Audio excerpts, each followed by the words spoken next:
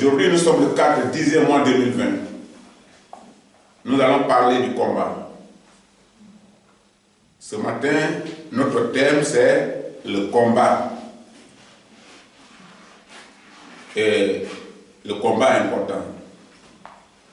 Nous devions savoir ce que c'est que le combat. Et nous devions savoir notre position face au combat. Qui nous combattons, qui nous combat aussi. Dans un combat ou dans une bataille, l'homme peut être vainqueur ou vaincu. C'est deux choses. L'homme peut être vainqueur ou l'homme peut être vaincu. Ou bien se faire prisonnier. Dans une bataille, on peut se faire prisonnier. Quand il y a la guerre entre deux peuples, il y a des prisonniers. Entre deux camps militaires, il y a des prisonniers. Souvent, on parle d'échange de prisonniers. Quand on parle d'échange de prisonniers, c'est parce qu'il y a des gens qui sont en prison, des prisonniers de guerre, ou la mort. On peut mourir au combat. On peut mourir dans la bataille. C'est la mort au combat. Soit on est vainqueur, soit on est vaincu, soit on est prisonnier, ou soit on est mort. Et le combat englobe tout ça. Et être en guerre contre le diable nécessite une prière et une ferme décision pour une vie de sainteté. Pour que tu gagnes le combat contre le diable, il faut une ferme décision et une vie de sainteté. Il faut être dans la sanctification. Parce que Dieu te viendra au secours parce que tu comptes sur lui. Et celui qui compte sur Dieu, il est dans la sanctification. Il doit être dans la sanctification. Parce que Dieu est saint. Et quand il te manque la sainteté, quelque chose ne va pas dans ton combat. Pour que tu gagnes, il faut chaque jour réviser ta vie. Il faut être en contact permanent avec la parole de Dieu. Et nous allons lire dans Jean 10, verset 10. Dans Jean 10, verset 10, la Bible dit: le voleur ne vient que pour dérober, égorger et détruire. Moi, c'est Jésus qui parle. Je suis venu afin que les brebis aient la vie et qu'elles soient dans l'abondance. C'est deux choses différentes. Le diable est venu pour détruire. Et nous allons parler de la destruction dans la guerre. Quand on parle de guerre, on parle de destruction. On dit qu'une ville a été détruite par les bombes. Une ville a été détruite par les bombes. Un peuple a été détruit par la guerre. Un pays a été détruit par la guerre. Donc, la Bible parle ici de destruction. Le diable est un attaquant de guerre. Et vous qui regardez souvent le football, vous voyez un attaquant. Un attaquant, c'est quelqu'un qui ne donne pas le temps à son adversaire. Parce que plus tu lui donnes le temps, il est libre d'aller gagner dans ton camp. Regardez les boxeurs. Un boxeur qui fait erreur, qui commence à reculer, il reçoit plus de coups. Parce que plus il recule, plus son adversaire avance. Et il fonce sur lui. C'est pourquoi souvent, quand les boxeurs rentrent, ils commencent de chaque côté à intimider l'adversaire. Vous avez vu par exemple les matchs de Mohamed Ali. Ça, c'est son plan de travail. Quand il rentre, il commence à intimider. Il commence à menacer l'adversaire. Et Satan nous menace. Donc, Satan est un attaquant de guerre. Ou destructeur de notre âme. La Bible vient de l'appeler destructeur. Il est destructeur de notre âme. Or, toute déclaration de destruction est une déclaration de guerre. Je vais te détruire. Ça veut dire que la personne te déclare la guerre. Quand quelqu'un te dit je vais te détruire, il ne va pas venir te jeter sur toi comme ça pour commencer à te détruire, comme on détruit un mur. Il passe par tous les moyens. Il peut passer par la voie des fétiches. Il peut passer par la voie des marabouts. Il peut passer par la voie des bandits. Il peut chercher tous les moyens possibles. Ce qu'il peut t'atteindre. Il peut détruire tes enfants, c'est-à-dire tuer tes enfants, pour que tu sois choqué. Il peut s'attaquer à tes biens. Donc, c'est une déclaration de guerre. Quand quelqu'un dit je vais te détruire. Et la Bible dit que Satan nous a promis la destruction et ne nous a pas promis le bonheur. Il nous a fait une déclaration de guerre. Et faire la guerre contre l'humanité, mais c'est une déclaration de vie ou de mort. Satan nous promet la mort. Et Jésus nous promet la vie. Il dit, je suis venu afin que les brebis aient la vie. Et qu'elle soit dans l'abondance. Par contre, Satan est venu pour détruire l'humanité. Donc, quand on est dans la guerre, c'est une question de vie ou de mort. Tous les militaires qui vont en guerre ne sont pas des anciens combattants. C'est ceux qui sont restés en vie qu'on appelle anciens combattants. C'est eux qui ont l'histoire de la guerre, qui expliquent comment la guerre s'est déroulée, comment leurs camarades sont restés en guerre, comment la guerre s'est terminée. Et tu es chrétien, tu dois être parmi ceux qui vont détenir l'histoire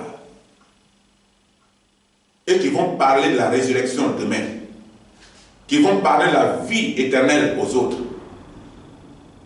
Il faut faire partie de ceux qui seront ressuscités ou de ceux qui seront enlevés. Tu ne dois pas faire partie de ceux qui sont morts définitivement. Satan nous déclare la mort, il ne nous déclare pas la vie.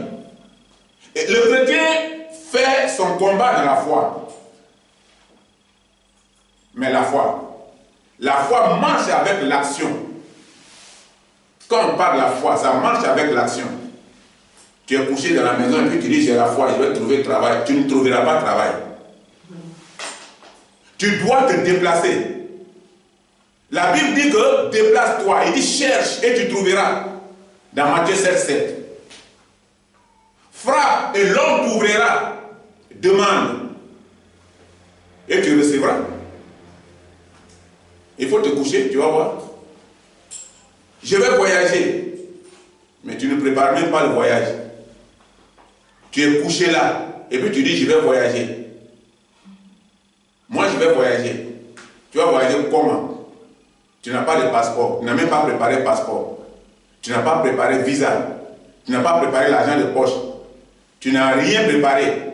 Et tu dis tu vas voyager. Tu ne peux pas voyager. Parce que la frontière va te freiner. Que ce soit au port, que ce soit à l'aéroport, que ce soit à la frontière terrestre, tu seras bloqué. Parce que les conditions pour voyager sont des conditions de visa, de passeport et d'autres conditions qui te permettent.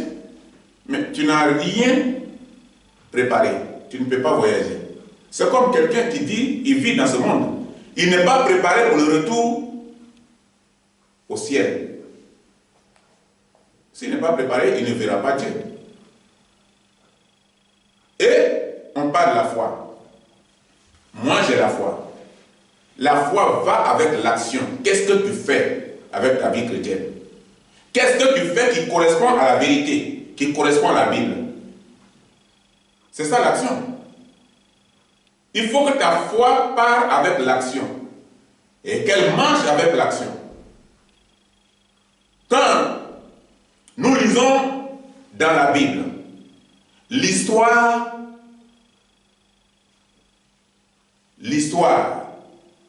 des batailles menées par le peuple d'Israël, nous constatons toujours qu'Israël combat ses ennemis parce qu'ils l'ont attaqué. Et quand on l'attaque, il ne réfléchit pas. Israël ne réfléchit jamais ni à leur réussite, ni à leur défaite. Parce qu'ils comptent sur Dieu. Et ils sont optimistes. Être optimiste, c'est mettre le bon de son côté. C'est être dans les conditions de rassurance. Mais il faut compter sur le Seigneur pour être sûr que tu arriveras. Parce que le combat, c'est Dieu qui fera à ta place. Mais Dieu ne fera pas à ta place si tu ne travailles pas avec lui, si ta foi ne marche pas avec l'action. Je vais construire une maison, mais c'est ta bouche qui parle de maison. Tu n'as pas gardé l'argent, tu n'as pas le terrain, tu n'économises pas. Tu vas construire quelle maison? Je vais me marier. Tu n'as même pas vu la femme, ni l'homme. Mais tu vas te marier. Tu vas te marier avec qui? Il faut chercher d'abord. Il faut trouver. Il faut avoir un terrain pour construire une maison. Je serai assis dans un bureau, un grand bureau. Mais tu vas t'asseoir dans un grand bureau, tu vas faire quoi? Pour mériter un grand bureau. C'est la foi. Que tu auras un grand bureau, mais ça marche avec l'action. Un petit garçon me disait comme ça au Canada. Il dit, papa, je ne dors pas. J'étudie toute ma vie, je ne dors pas. Il dit, mais pourquoi? Il dit, papa, je suis en train de faire l'économie. Je vais avoir 45 $ par heure. C'est pourquoi je ne dors pas. Je sacrifie toute ma vie à mes études pour avoir 45 $ par heure. Mais à partir du moment que je réfléchis déjà aux 45 $ par heure, papa, je réfléchis à mon salon, un grand salon. Mais c'est sa foi. Mais l'action qui accompagne cette foi, c'est qu'il ne dort pas. Il est en train d'étudier. Donc il rêve déjà à un grand bureau. Mais accompagné par l'action. L'action, c'est que lui-même là, il est en exercice. Mais il faut faire l'école missionnaire. Je m'en vais à l'école. Et tu penses que tu trompes les parents. Tu ne vas pas à l'école. Tu ne trompes pas les parents. Tu te trompes. Parce que le bureau de demain, c'est pour toi. Et à l'heure de manger, tu es à la maison. Mais les parents ont déjà préparé. Maman a préparé un gros plat. Ça, elle a fini son travail. Tu vas venir, tu vas manger, tu vas dormir. Mais demain ne te servira pas. Je connais l'exemple de 2 jeunes garçons comme ça. Ils ont dit, ils vont apprendre le métier. Et papa leur a dit, il n'y a pas de problème. C'est pour votre avenir. Je vais financer, je vais payer. Ça, c'est mon devoir, c'est ma responsabilité. Il y a un qui va à l'école, et il y a un qui va, il tourne et puis il regarde l'heure. Et il vient à la maison. Au même titre que tout le monde. Maintenant, ils ont fini les années de formation. Et papa a dit, vous avez fini? Oui. Je vais vous donner de l'argent, vous allez vous installer pour votre indépendance. Vous devenez des chefs d'entreprise. Chacun pour sa part. Il y a un qui a sauté de joie parce qu'il a appris, il connaît. Et il ne s'attendait pas à une telle surprise de la part de son père. Il s'est levé, il a embrassé son papa, il est content. Il y a un qui est triste. Parce qu'il n'a pas appris. Maintenant, il se souvient de tous ces temps qu'il passait dans les bars, qu'il pensait qu'il était en train de tromper les parents. Tout ça là, il commence à voir le cinéma. Le moment réel est venu maintenant. Jésus reviendra. Mais est-ce que Jésus reviendra là? Dans quelles conditions ça va se trouver? L'enfant là, les conditions maintenant dans lesquelles il se trouve, c'est que ce sont les conditions de réalité. Il dit, papa, je n'ai pas envie d'être chef d'entreprise. Pourquoi? Non, je ne veux pas, c'est tout. Parce qu'il n'a pas appris. Et l'autre, il a accepté que le père finance ses affaires. Quand nous venons à l'église, nous venons pour un but. C'est pour être avec le Seigneur. Mais si tu n'as pas préparé, le jour où Jésus viendra là, tu ne seras pas compté parmi ceux qui seront enlevés. Ou si tu nous as dévancés, ou tu as dévancé les autres avant, tu ne feras pas partie de ceux qui ressusciteront avec Christ. Il faut être toujours dans de bons côtés. Donc, le chrétien doit chercher l'objectif. L'objectif que le diable veut atteindre envers l'humanité. C'est ça que le chrétien doit chercher.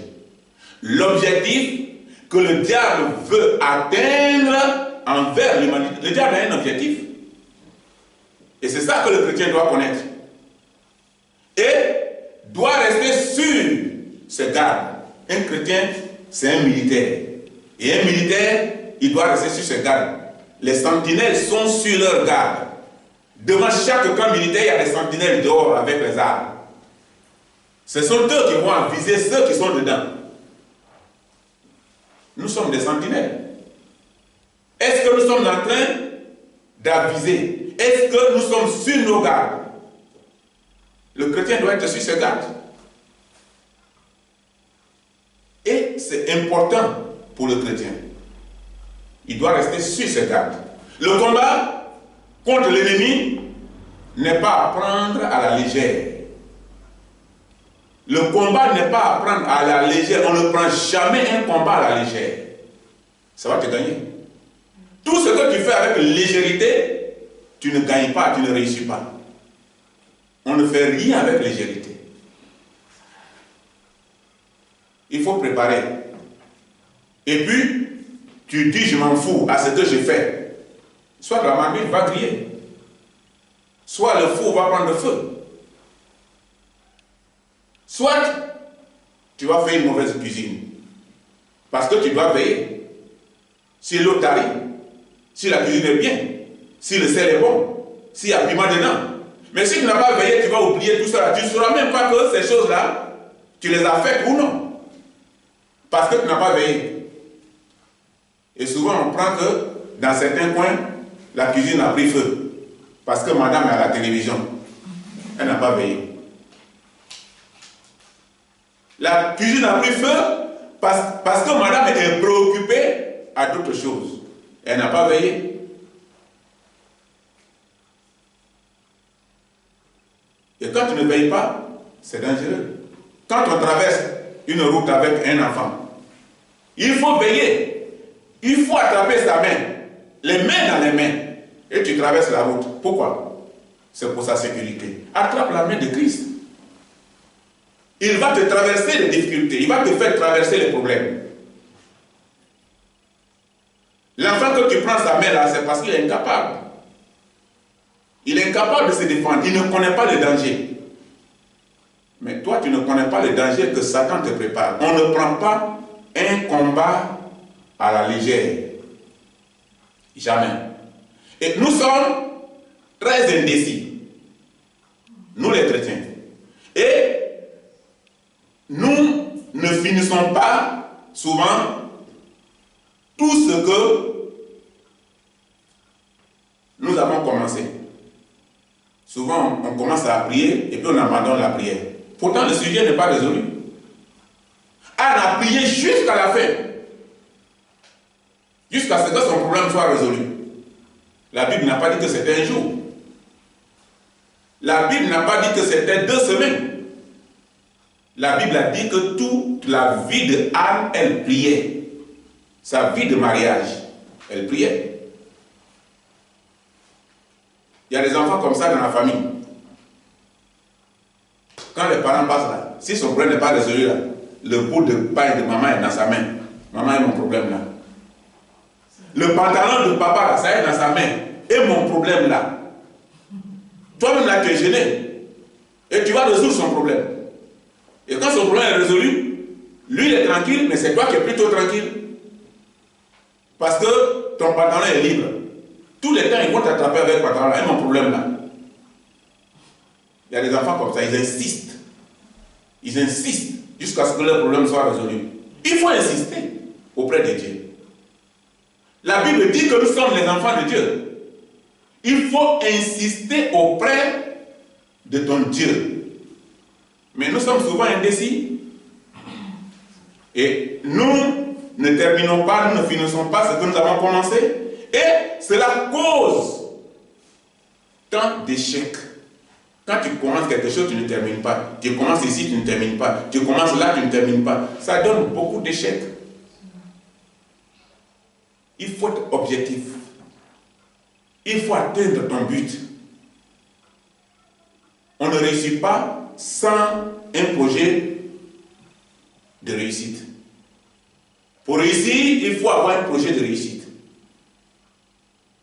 Et il faut être sincère avec toi-même. Le chrétien doit apprendre à connaître le caractère de Dieu. Pourquoi? Parce que lorsque Dieu déclare la guerre,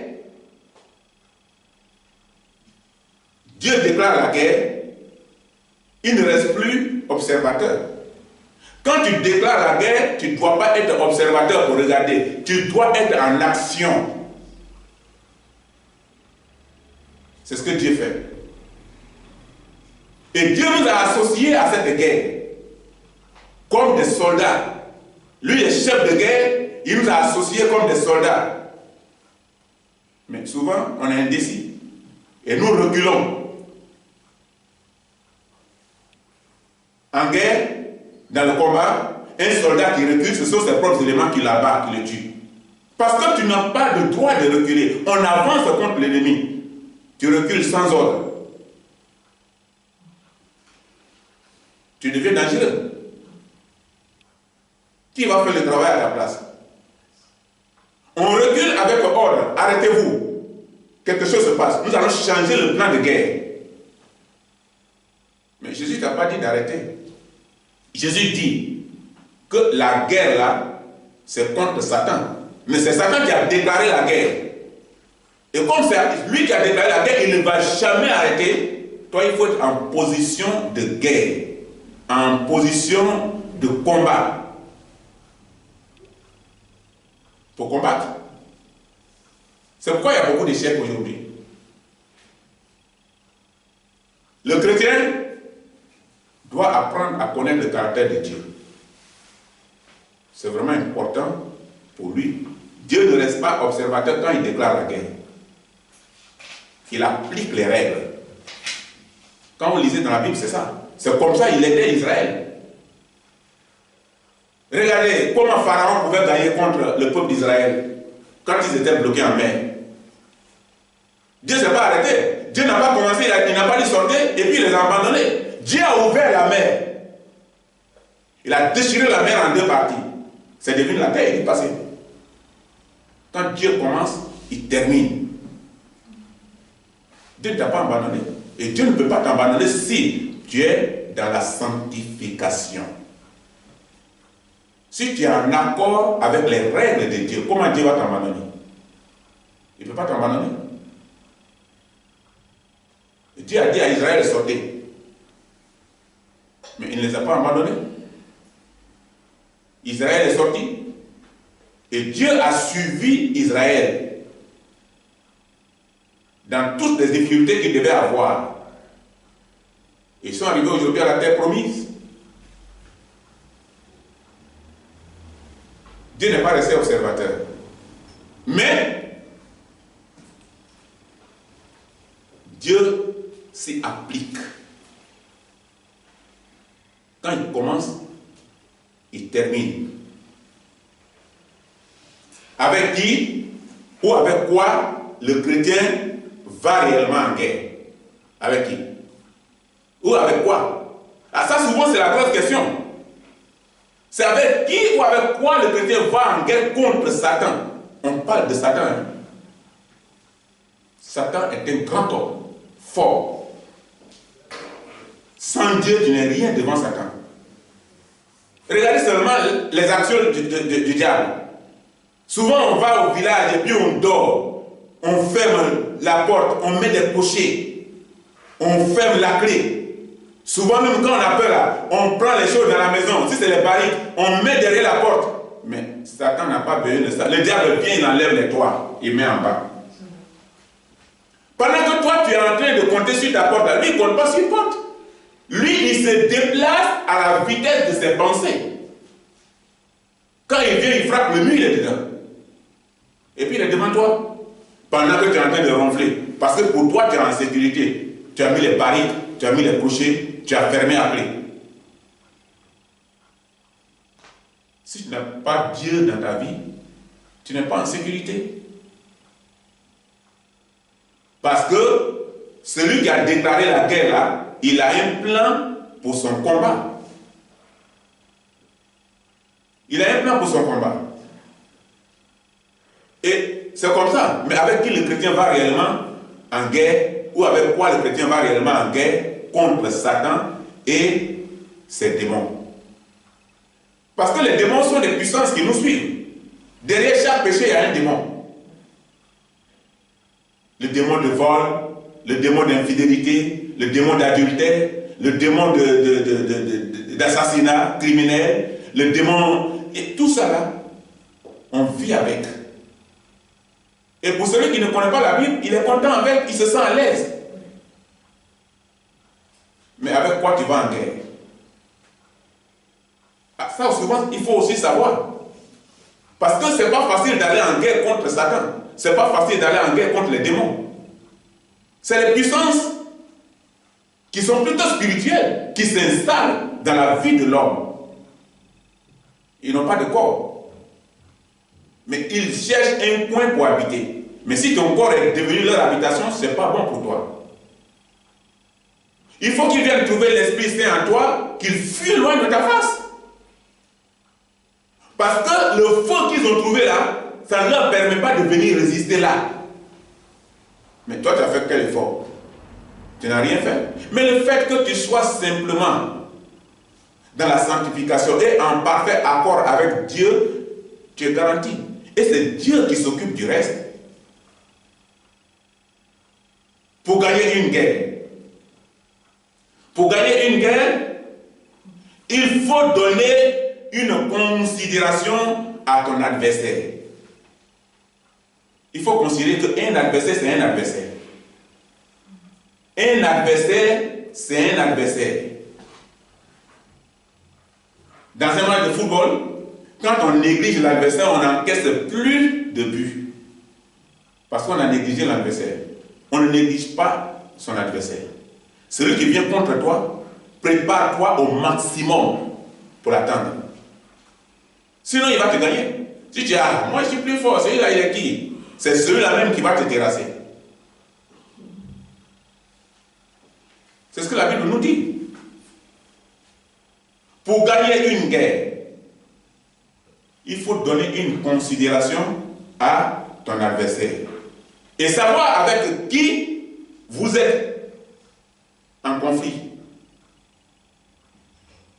Parce qu'une fois la déclaration de guerre est là, le conflit est là. Et quand le conflit est là, ça veut dire que ou tu es prisonnier, ou tu es mort, ou tu es vainqueur, ou tu es vaincu. Donc toi tu veux être vainqueur, mais lui aussi il veut être vainqueur. Dans un conflit, chacun veut être vainqueur.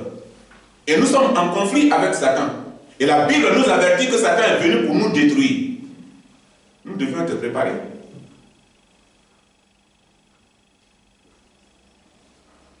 N'imaginez jamais une victoire si vous ne connaissez pas votre adversaire. N'imaginez pas une victoire si vous ne connaissez pas votre adversaire. Parce qu'il vient contre vous avec un plan bien déterminé. Et pour être un bon guerrier, prenez le temps de connaître votre adversaire. Pour être un bon guerrier. Mais si tu ne connais pas ton adversaire, tu ne peux pas le combattre. C'est pourquoi celui qui te gagne parfois, c'est celui qui est proche de toi. Pour te gagner, si on ne peut pas t'approcher, on convainc l'esprit de celui qui est toujours avec toi. Parce que c'est lui qui connaît ton secret. C'est lui qui parle avec toi. C'est lui qui cause avec toi. Réfléchissez. Étudiez votre ennemi. Ses intentions ou ses objectifs. Ses points de stratégie pour vous combattre. Étudiez ça. Sachez, vous protéger. Avant de vous livrer à la bataille, sachez vous protéger. Pour d'autres personnes, ils s'en vont chez un charlatan. Ils disent, ah, je dois aller en guerre, donne-moi quelque chose. D'autres vont chez un marabout, je dois aller en guerre, donne-moi quelque chose. Le chrétien compte sur Dieu. Israël compte sur Dieu. Et toi, tu dois compter sur Dieu. Tu dois te protéger avec la parole et non avec les choses qui viennent du camp adverse. La guerre contre le diable doit se faire dans la sagesse. La guerre contre le diable doit se faire dans la sagesse. On ne se lève pas comme ça pour combattre. C'est pourquoi les prières doivent orienter. Tes prières doivent être orientées pour des sujets bien déterminés. Tu expliques clairement à Dieu. Ecclésiaste 9, verset 18. Dans Ecclésiaste 9, verset 18, la Bible dit: la sagesse vaut mieux que les instruments de guerre. Mais un seul pécheur détruit beaucoup de biens.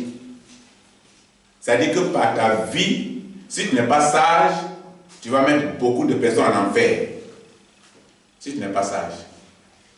Si tu n'es pas sage, tu ne peux pas gagner une guerre. Si tu n'es pas sage, tu vas te faire beaucoup d'ennemis. Si tu n'es pas sage, tu vas te faire détruire. La Bible demande la sagesse pour faire une confrontation. Il faut être sage.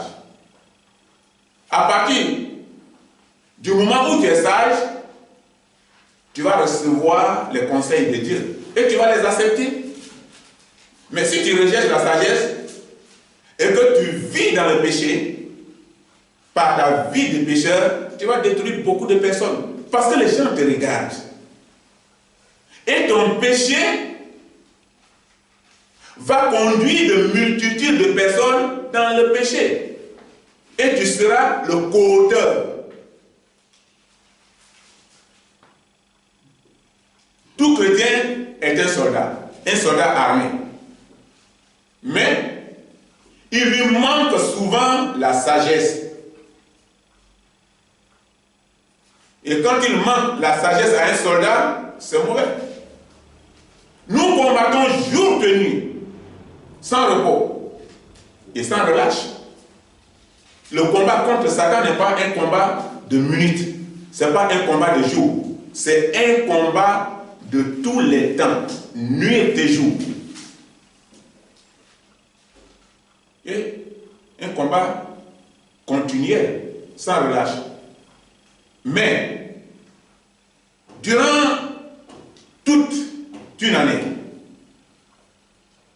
nous qui sommes les combattants, nous qui sommes dans un camp militaire, durant toute une année, nos missiles ne touchent pas une seule cible.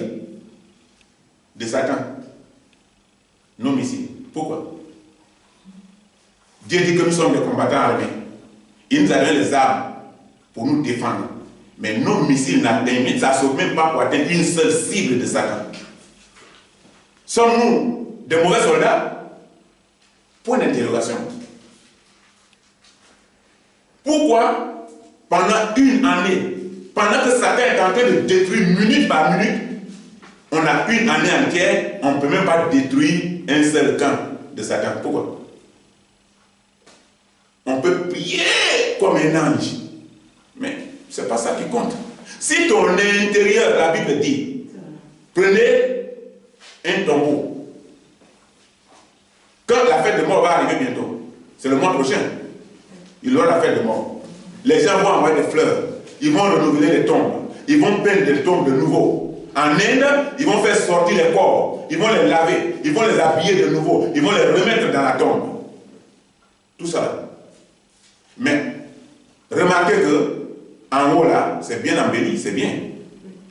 Mais dedans là, c'est les os. Donc, si tu es chrétien, il ne faudrait pas que tu sois chrétien du dehors. Et puis, ton intérieur est pourri de péché. La Bible dit, il faut que tu sois chrétien entier. Tu n'es pas chrétien aujourd'hui, tu n'es pas chrétien pour lundi, et puis mardi, tu es pécheur. Mercredi, tu es chrétien. Jeudi, tu es pécheur. Vendredi, samedi, tu es chrétien. Ce n'est pas ce genre de chrétien que la Bible demande. Un tel chrétien ne peut pas faire un combat. Un tel militaire est un faux militaire. C'est un militaire mort. Il va en guerre pour mourir. Avant qu'un adversaire soit battu, il y a un travail à faire. Sa force, lui, sera brisée d'abord. Avant qu'il ne soit battu. En bombardant,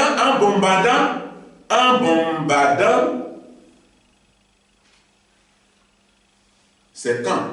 En bombardant, c'est quand? En bombardant, c'est points stratégiques. Parce qu'au fait, quand Israël fait le combat, qu'est-ce qu'il fait? C'est les points stratégiques qu'il cherche à combattre, à bombarder. Regardez la guerre qu'Israël a fait contre Gaza. Qu'est-ce qu'ils ont fait?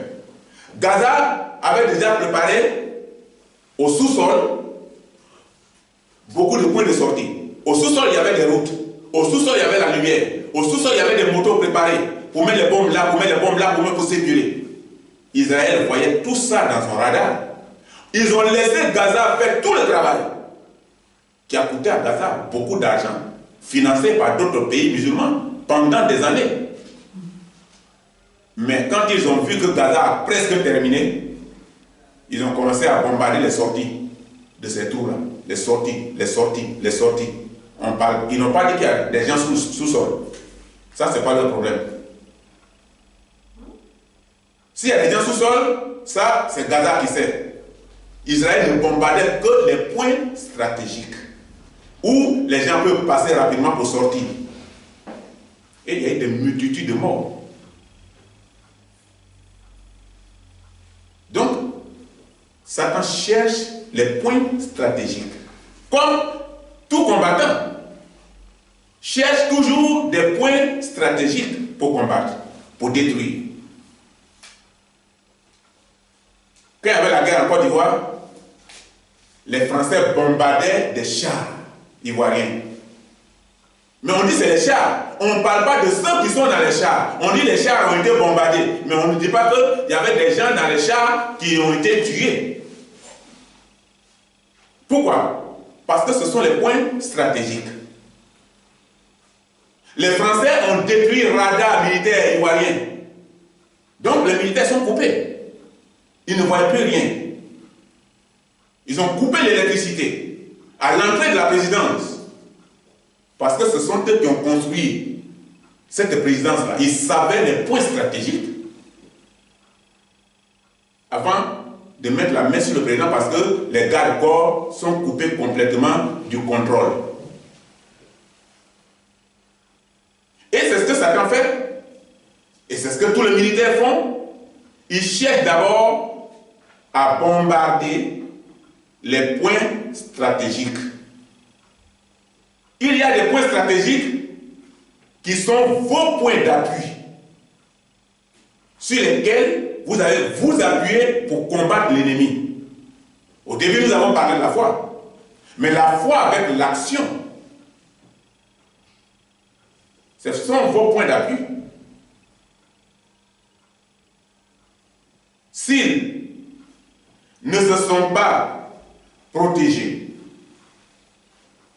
si ces points stratégiques ne sont pas protégés et qu'ils tombent entre les mains de votre ennemi, vous n'avez plus de chance. C'est là qu'on dit un tel pays a gagné contre l'autre. Un tel camp militaire a gagné contre l'autre. Parce que ces points stratégiques sont tombés entre les mains de ses ennemis. Et quand votre point stratégique tombe entre les mains de vos ennemis, c'est fini. Vous échouez dans la bataille. Parce que vous n'avez plus des points d'appui. La chute de tant de vaillants guerriers dans la Bible dépendait de ça. Et ce, même de nos jours, est que l'ennemi est ignoré ou minimisé.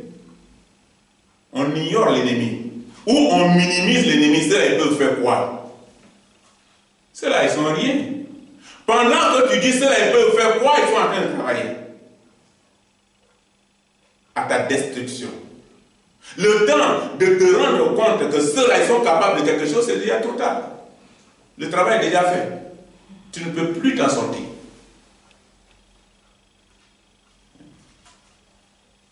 Et c'est ce qui fait que il y a eu des gens, des vaillants combattants dont la Bible nous conte leur histoire.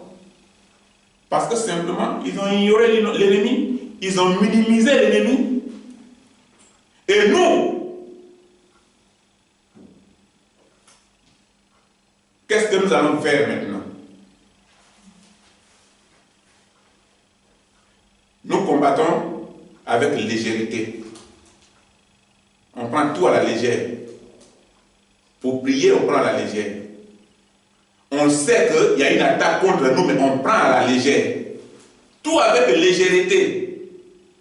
C'est pourquoi prenez toutes les armes de Dieu, afin de pouvoir résister dans les mauvais jours. Et tenir ferme. Pour résister dans les mauvais jours et tenir ferme, tout dépendra. Quand vous êtes en guerre, vous n'êtes pas en sécurité. C'est les mauvais jours. Vous êtes dans les mauvais jours. Vous n'êtes pas en sécurité. Quand on parle de la guerre, on parle de mort. Quand on parle de la guerre, on parle des choses terribles. Quand il y avait la guerre en Côte d'Ivoire, la ville de Diopé, il y a des femmes qui ont été déshonorées par leurs enfants en présence des militaires et sous les armes. Il y a des femmes qui étaient enceintes qui ont été déchirées, le ventre a été déchiré, on a enlevé les enfants on les a égorgés. C'est des choses terribles. De multitudes de morts, comme des poulets. Parce que leur point stratégique a été touché. Ils n'avaient plus de défense. Ceux qui devaient les protéger ont fui. La ville est tombée entre les mains de l'ennemi. Si ta maison tombe entre les mains de l'ennemi, c'est pas bon. Il faut savoir protéger ta maison. Il ne faut pas protéger ta maison avec les fétiches. Il ne faut pas protéger ta maison avec le maraboutage. Il ne faut pas protéger ta maison avec les démons. Il faut protéger ta maison avec Dieu. Pour que la présence de l'esprit soit là, permanemment dans ta maison. Il ne faut pas minimiser l'ennemi. Et c'est ça. Quand l'ennemi est minimisé, c'est dangereux. Et c'est le mauvais jour, la guerre. Quand tu tombes sous le contrôle de ton adversaire, c'est le mauvais jour pour toi. C'est le mauvais jour. Vous avez besoin de la fermeté. Vous avez besoin de la fermeté dans la bataille. Dans une bataille, on ne prend rien à la légère. Priez sans cesse. Vous êtes en guerre. Satan vous a déclaré la guerre. Il dit, je suis venu pour détruire. Et quelqu'un qui parle de la destruction, c'est une déclaration de la guerre. Et Satan vous a déjà déclaré la guerre. Soyez préparés. Le combat a des principes à respecter. On ne fait pas le combat n'importe comment. On fait le combat avec des instructions. Dieu nous donne des instructions. Dieu nous donne le secret pour combattre l'ennemi. Mais est-ce que nous les respectons? Est-ce que nous respectons les principes? Si tous les jours, l'ennemi nous gagne et que nous ne sommes pas capables de détruire une seule cible de Satan par un, c'est parce que nous ne respectons pas les principes. Une victoire gagnée dans la guerre. Une victoire gagnée dans la guerre ne veut pas dire qu'on est tous les jours victorieux. Une seule victoire ne veut pas dire qu'on est toujours victorieux. La guerre contre Satan doit se faire chaque jour. Ce n'est pas que j'ai fait aujourd'hui, je vais me reposer, demain je vais faire. Prends le cas de la maladie. Le docteur te donne les médicaments. Il te dit qu'il faut prendre un matin, un midi, un le soir. Et puis tu prends en te donnant des jours. Aujourd'hui je suis fatigué, demain je vais prendre. Les médicaments ne serviront à rien contre les virus. Parce que pour que ces virus soient attaqués, il faut qu'ils soient attaqués continuellement. Attaquer ce matin, attaquer à midi, attaquer le soir, attaquer demain matin, attaquer midi, attaquer le soir. Et plus ils sont attaqués, plus ils meurent. C'est comme quelqu'un, ils ont mis une balle sur lui, en train de tirer, il ne peut pas résister. C'est comme ça. Et si toi tu te laisses entre les mains de l'ennemi, l'ennemi c'est la même manière qu'il va t'attaquer. Il va t'attaquer sans sentiment. Et quand il va te détruire entièrement, pas avec condition. Donc, ce n'est pas une guerre d'un jour. La prière n'est pas pour un jour. Être chrétien, ce n'est pas pour un jour. Et puis on se donne du temps. Je vais faire ça, après je vais me repentir, après je vais encore commencer. Non, on peut tomber, mais on ne doit pas continuer à tomber. Quand tu tombes, tu te relèves, il faut être debout. Il faut être debout. Sinon tu seras couché.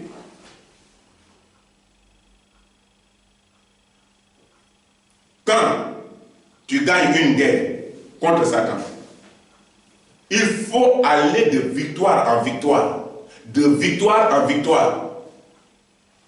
Il ne faut pas faire une guerre et puis t'arrêter. Parce que tu as gagné une guerre, tu te réjouis et tu attends que l'ennemi approche, qu'il arrive à 1 mètre de toi. Tu ne peux plus résister. Il faut aller de victoire en victoire pour conserver cette victoire. Pour conserver la victoire, il faut aller de victoire en victoire. De force en force. De fermeté en fermeté. De sainteté en sainteté. Et nous sommes plus que vainqueurs en Jésus-Christ. Mais nous sommes permanemment en guerre. C'est ça que nous devons retenir. Être vainqueur en Jésus-Christ ne veut pas dire qu'il faut croiser les bras et puis attendre. Jésus a fait ce qu'il peut faire. Il est mort à ta place. Et Jésus a fait ce qu'il peut faire. C'est qu'il continue de te soutenir. Mais en te donnant des instructions.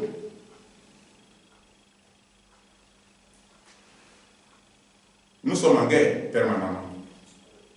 Et l'objectif de notre bataille doit nous fournir un courage. Soyons courageux. Un militaire, c'est un courageux. Un soldat, c'est un courageux. Un combattant, c'est un courageux. Dans toutes choses, il faut être courageux. Ceux qui font les courses de vélo, là, ils sont courageux. Ils grimpent les montagnes. Il faut être courageux, sinon tu ne gagneras pas. Dans toutes choses, il faut être courageux. Nous allons nous arrêter là ce matin dans la conclusion. Dans la conclusion, en tant que guerrier, luttez. Luttez jusqu'à ce que sonne la dernière trompette pour l'enlèvement. Ce jour-là sera une victoire définitive. Tout sera arrêté. C'est ce que la Bible nous recommande ce matin. Alors, nous allons ce matin nous arrêter là. Que Dieu nous bénisse.